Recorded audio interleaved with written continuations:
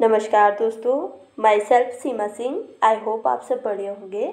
आज हम textiles types of sleeves आस्तीन के प्रकार देखेंगे कि जो टाइप्स ऑफ स्लीव्स है आस्तीन है वो कितने प्रकार के होते हैं। टाइप्स ऑफ स्लीव्स देखने से पहले हम कुछ क्वेश्चंस देख लेते हैं जो प्रीवियस ईयर एग्जाम्स में स्लीव्स से संबंधित क्वेश्चन हैं। ये क्वेश्चंस को यहाँ पे इसीलिए रखा गया है ताकि हमें ये पता चल पाए कि स्लीव्स से जो क्वेश्चन बनते हैं वो किस तरीके से बनते हैं और क्वेश्चन का पैटर्न क्या होता है। ठीक है, जैसे हम ये क्वेश्चन देख लेंगे प्रीवियस ईयर, फिर उसके बाद हम टाइप्स ऑफ स्लीव्स देखेंगे वो क्या होते हैं, वो कितने प्रकार के होते हैं। और जो ये क्वेश्चंस हैं ये क्वेश्चन सभी प्रीवियस ईयर के हैं। तो देखते हैं क्वेश्चन नंबर फर्स्ट क्या है। बाजू का नमूना काटने में सही अनुक्रम बताइए। जब हमें स्लीव्स आस्तीन का नमूना काटना है उसके लिए जो स्टेप है वो किस तरीके से आएगा। फर्स्ट है सीने की रेखा चिन्हित करना, सेकंड है सीने की रेखा को खींचना, थर्ड है बाजू का पैटर्न काटना और फोर्थ है काटने की रेखा के निशान लगाना। तो अगर हम किसी स्लीव्स को काट रहे हैं तो उसके लिए जो नमूना काट रहे हैं उसके लिए जो स्टेप आएगा वो कैसे बनेगा। सबसे पहले बाजू का हम क्या करेंगे, पैटर्न काट लेंगे। ठीक है, सबसे पहले हम बाजू का एक पैटर्न काट लेंगे जिस तरीके का भी हमको बाजू बनाना है। उसके बाद क्या किया जाएगा, सीने की रेखा को खींचना। कहाँ पर से हमको सिलना है उसके लिए हम एक लाइन खींच देंगे। लाइन खींचने के बाद क्या करेंगे, जो लाइन है उसे चिन्हित करेंगे कि कहाँ पर से सिलना है। ठीक है, सिलने की जो रेखा है उसको चिन्हित करेंगे उसके बाद, और फिर जो फोर्थ पे आएगा काटने की रेखा का निशान लगाना। कहाँ पर से हमको बाजू को काटना है वहाँ पे हम फिर निशान लगाएंगे। ठीक है, तो आस्तीन को काटने का जो क्रम है वो कैसे होगा। सबसे पहले बाजू पैटर्न को काटेंगे, बाजू का एक पैटर्न काट लेंगे। पैटर्न काटने के बाद सीने की जो रेखा होगी उसको खींच लेंगे, फिर उस रेखा को चिन्हित करेंगे कि कहाँ पर से सिलना स्टार्ट करना है, और फिर फोर्थ हम काटने की रेखा के निशान लगाना। फिर जो कहाँ पर से हमको बाजू को काटना है उस पर हम निशान लगाएंगे। तो क्वेश्चन नंबर फर्स्ट का सी राइट आंसर है। ठीक है, क्वेश्चन नंबर फर्स्ट का सी राइट आंसर है। सबसे पहले बाजू का एक पैटर्न काट लिया जाएगा, फिर उसके बाद उसमें एक रेखा खींचेंगे कहाँ पर से सिलना है, फिर जहाँ पे सिलना है वहाँ पे एक चिन्ह बना निशान लगाया जाएगा। फिर निशान लगाने के बाद काटने की जो रेखा है वहाँ पे निशान लगाए, कहाँ पर से काटेंगे बाजू को वहाँ पे निशान लगाएंगे। तो क्वेश्चन नंबर फर्स्ट का सी राइट आंसर है। ठीक है, क्वेश्चन नंबर फर्स्ट का सी राइट आंसर है और ये क्वेश्चन यूजीसी नेट 2011 में पूछा गया है। क्वेश्चन नंबर सेकंड है, बाहें जो कि कंधे व पोशाक व गले का भी हिस्सा हैं, ऐसी कौन सी स्लीव्स है जो कंधे व गले के पोशाक का पूरा एक हिस्सा है। ए ऑप्शन है काउल स्लीव, बी ऑप्शन है डोलमन स्लीव, सी ऑप्शन है कैप स्लीव और डी ऑप्शन है रेगनॉल स्लीव। तो रेगनॉल स्लीव्स जो होती है वो कंधे, पोशाक और गले का सभी का एक हिस्सा होता है, इसको अलग से नहीं काटा जाता है। अभी हम आगे देखेंगे कि जो रेगनॉल स्लीव होती है वो क्या होती है और कैसे होते हैं, हम वो पिक्चर भी देखेंगे। ठीक है, तो क्वेश्चन नंबर सेकंड का डी राइट आंसर है और ये क्वेश्चन प्रवक्ता एग्जाम 2015 में पूछा गया है। क्वेश्चन नंबर थर्ड है, गैसेट का उपयोग किस में किया जाता है। ए ऑप्शन है बाजू में जोड़ा गया टुकड़ा, बी ऑप्शन है वस्त्र में जोड़ा गया टुकड़ा, सी ऑप्शन है कॉलर में जोड़ा गया टुकड़ा और डी ऑप्शन है हेम रेखा में जुड़ा तिकोना कपड़ा। तो गैसेट का उपयोग किस में किया जाता है, गैसेट का उपयोग बाजू में जोड़ा गया जो टुकड़ा होता है उसको हम गैसेट बोलते हैं। ठीक है, जो गैसेट का उपयोग होता है वो बाजू स्लीव्स में होता है और ये क्या होता है, बाजू में जोड़ने का टुकड़ा होता है। तो क्वेश्चन नंबर थर्ड का ए राइट आंसर है। गैसेट किसको बोला जाएगा, जिस कपड़े को हम बाजू में जोड़ते हैं उस टुकड़े को हम गैसेट बोलते हैं। तो क्वेश्चन नंबर थर्ड का ए राइट आंसर है।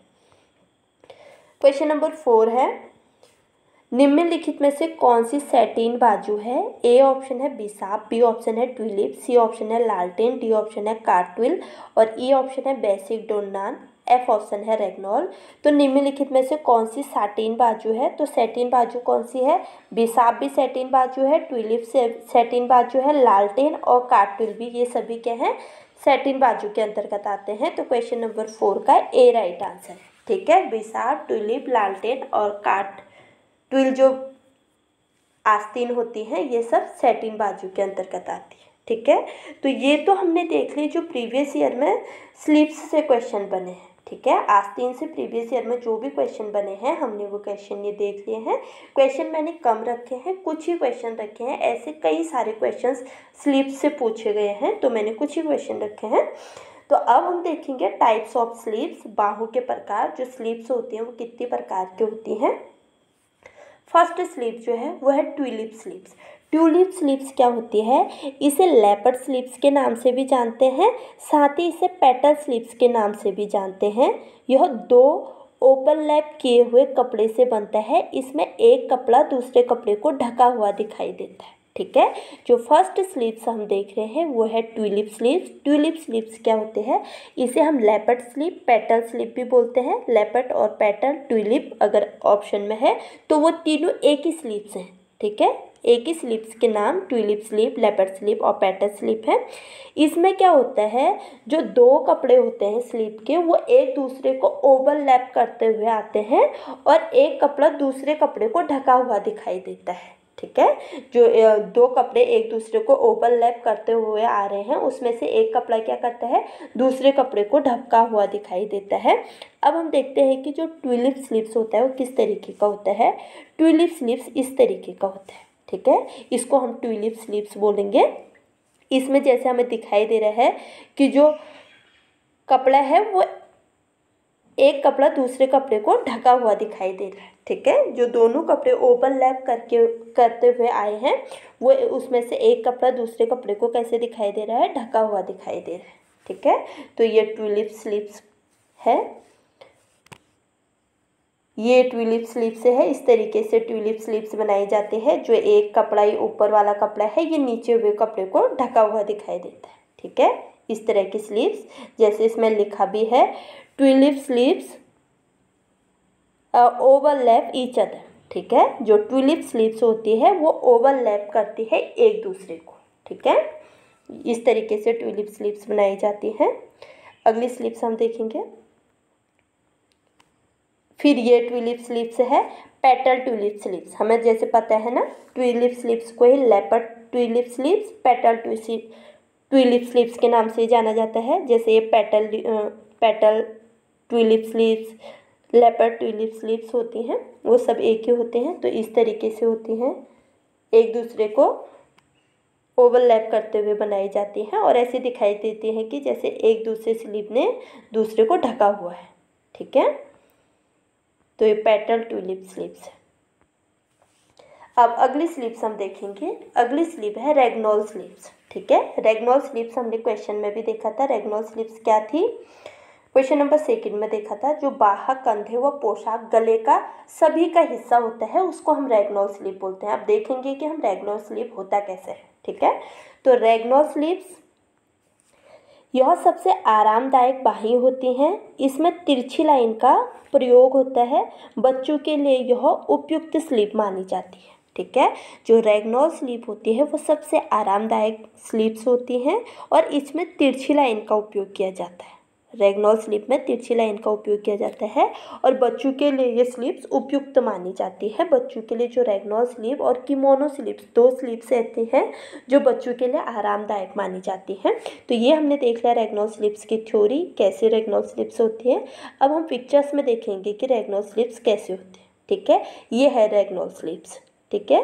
ये बच्चों के कपड़े भी इसी से बनाए जाते हैं और पुरुषों के टी शर्ट भी रेगनॉल स्लीप से ही बनाए जाते हैं। ये सभी रेगनॉल स्लीप्स हैं, ठीक है। ये रेगनॉल स्लीप्स हैं, ये आरामदायक बाहें होती हैं। तिरछी लाइन का इसमें उपयोग किया जाता है। जैसे ये जो लाइन आ रही है तिरछी में आ रही है ना, इस तरीके से तिरछी लाइन का उपयोग किया जाता है। इसमें आरामदायक बाहें होती हैं और बच्चों के लिए काफ़ी आरामदायक स्लीप्स होती हैं, ठीक है।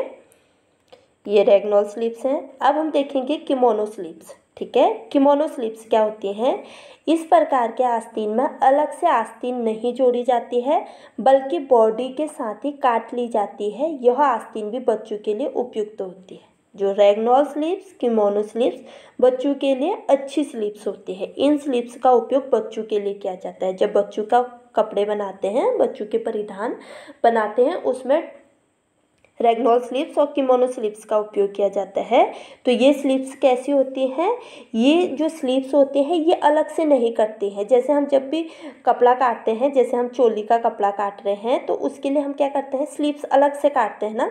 तो जो किमोनो स्लीव्स है इसमें अलग से नहीं काटा जाएगा। इसमें क्या किया जाएगा, जब हम बॉडी का कपड़ा काट रहे हैं उसी टाइम से ये स्लीव्स को काटा जाएगा। ठीक है, जैसे इस तरीके से हम किमोनो स्लीव्स बनाना चाह रहे हैं तो उसी टाइम काटा जाएगा, एक ही साथ काटा जाएगा, अलग से नहीं काटा जाएगा। ठीक है, इस तरीके से कपड़े में इसको काटा जाता है, एक साथ काटा जाता है। अब हम देखते हैं किमोनो स्लीव्स कैसे होते हैं। किमोनो स्लीव्स कुछ इस तरीके की होती हैं। ठीक है, ये किमोनो स्लीव्स हैं, ये अलग से कटी हुई स्लीव्स नहीं है।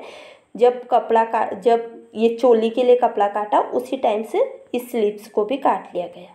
ठीक है, ये किमोनो स्लीव्स हैं, बच्चों के लिए अधिक उपयोग की जाती हैं और आजकल सभी लोग इसके टॉप वॉप में ये ज़्यादा उपयोग किया जाता है। तो ये है किमोनो स्लीव्स।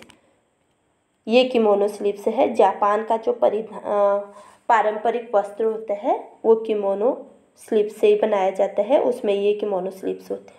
ठीक है, जापान के परिधान जो पारंपरिक कपड़े होते हैं उनमें किमोनो स्लीव्स का उपयोग किया जाता है, जैसे कि हम पिक्चर्स में देख भी पा रहे हैं।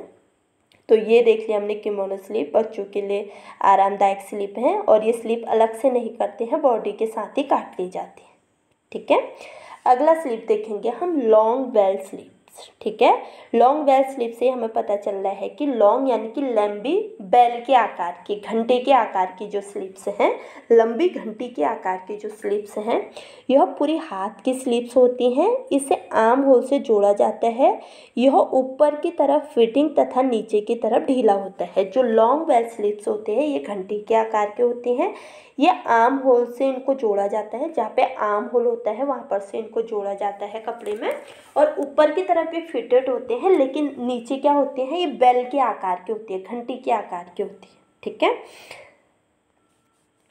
ये है लॉन्ग बेल स्लीव। जैसे ऊपर हम देख रहे हैं ना, फिटेड है, आर्म होल से इसको जोड़ा गया, ऊपर फिटेड है, लेकिन नीचे कैसा दे रहा है, घंटी का शेप दे रहा है। ठीक है, नीचे से फैली ढीली ढाली है और ऊपर फिटेड है। तो ये है लॉन्ग बेल स्लीव्स। गाउन्स में, महिलाओं के टॉप्स में इनका उपयोग किया जाता है। ये भी लॉन्ग बेल स्लीव्स है, घंटी का आकार देती हैं स्लीव्स, बाहर से इसको जोड़ा जाता है, ऊपर फिटेड होती है। ठीक है, यहाँ पे ये फिटेड होती है लेकिन नीचे से फैल जाती हैं बेल के आकार में। ये तो हमने देख ली लॉन्ग बेल स्लीव्स।